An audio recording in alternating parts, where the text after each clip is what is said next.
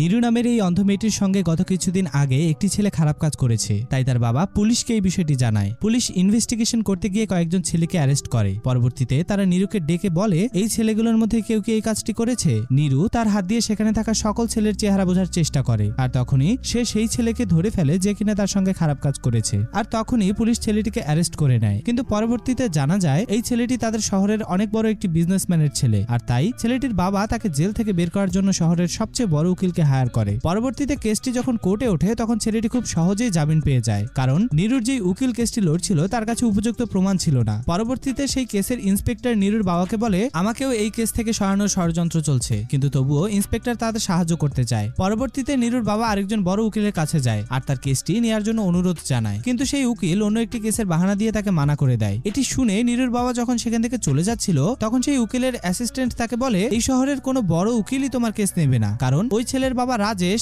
সকল উকিলকে মানা করে দিয়েছে তোমার কেস নেওয়ার জন্য। পরবর্তী পার্টের জন্য ভিডিওটিকে লাইক দিয়ে চ্যানেলটিকে অবশ্যই সাবস্ক্রাইব করুন।